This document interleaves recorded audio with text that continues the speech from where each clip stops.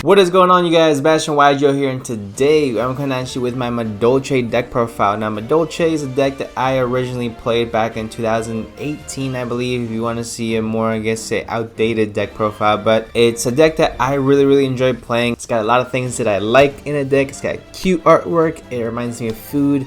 Makes me kind of want to snack.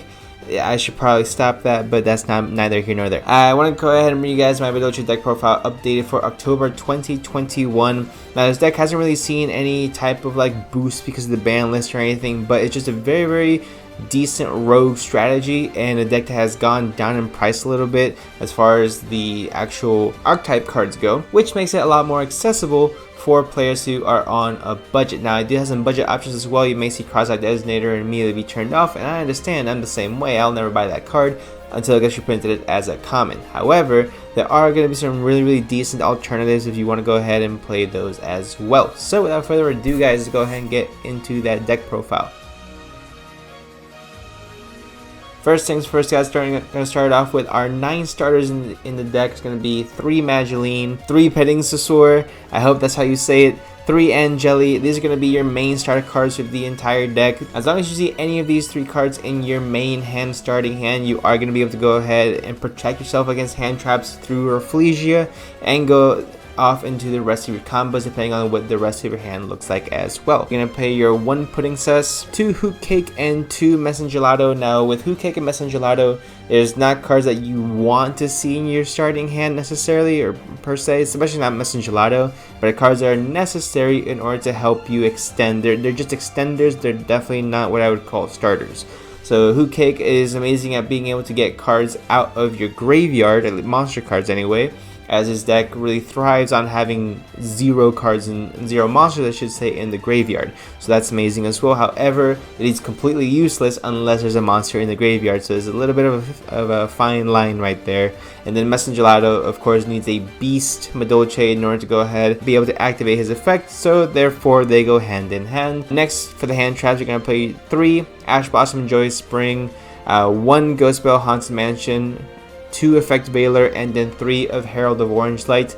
Essentially, you are for sure gonna want to play 3 Ash Blossom and 3 Herald of Orange Light. I only have the 1 Ghost Bell and the 2 Effect Veiler strictly because of Cross-Out Designator. Now, Effect Veiler is an amazing hand trap in our current format as well. If you're ever going up against Tri Brigade, or really any deck is really good as far as, you know, hindering your opponent from continuing on with their plays.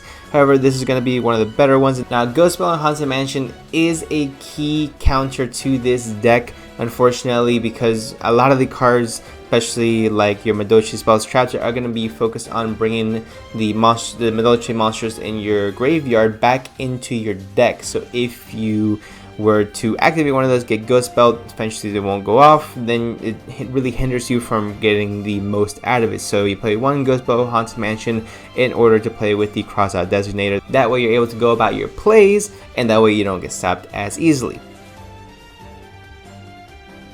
Next, for the Madolche spells, you play 3 Salon, 1 Ticket, and 1 Chateau. Chateau and Salon do kind of counter each other, so it doesn't have the greatest energy of all time, so that's why. But Salon is absolutely one of the best cards in the entire deck, so you go ahead and max this out at 3. Then 3 Prosperity and 3 Cross-Out Designator. Essentially, if you do not see one of your first 9 starters in your opening hand, you are going to have a very hard time putting up any type of fight whatsoever. Unfortunately, it is a rogue deck, so you are going to want to dig through your deck as fast as possible. So that's why you play 3 Prosperity, and then the Cross-Out Designator, because it is very prone to hand traps as well. And then your 1 Called by the Grave. It pretty much goes without saying at that point, right? Play 2 Promenade, 2 Goes in Match, and then 1 Gravedigger's Trap Hole. So Goes in Match is amazing in this deck because it really controls your attributes, right?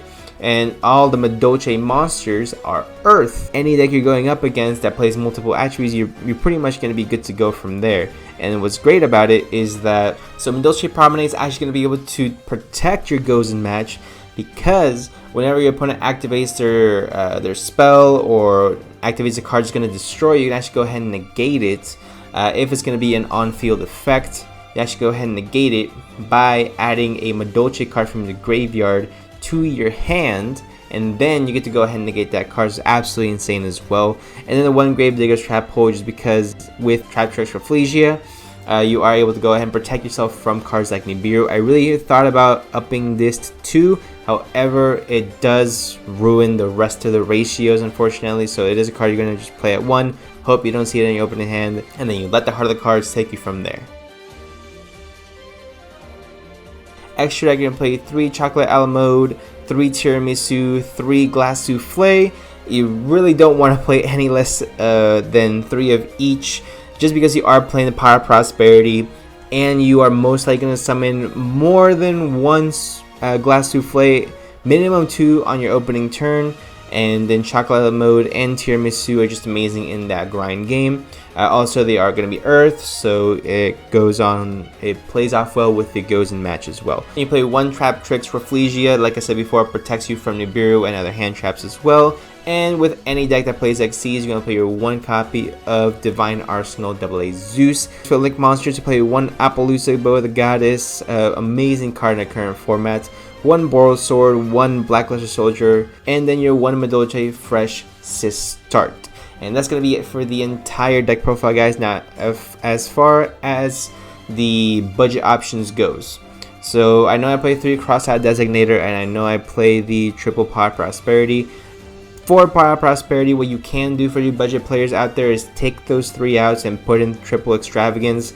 It is a little bit more risky because you are going to run the risk of course, banishing or getting rid of your Glass Souffles, which are really key, getting rid of your Trap Tricks Rafflesia. However, if you are going to go this route, then there are some tips and tricks we can go ahead and go over. So first things first, if you're going to be running triple Extravagance, I recommend you play 3 of all the XCs, 3 Rafflesia, and then 3 Sistart, or 2 Sistart and 1 Zeus, and then 3 of the rest. Essentially, that's all the main extra deck monsters you are going to be needing. That way, you run less risk of banishing cards that are really vital to your overall strategy.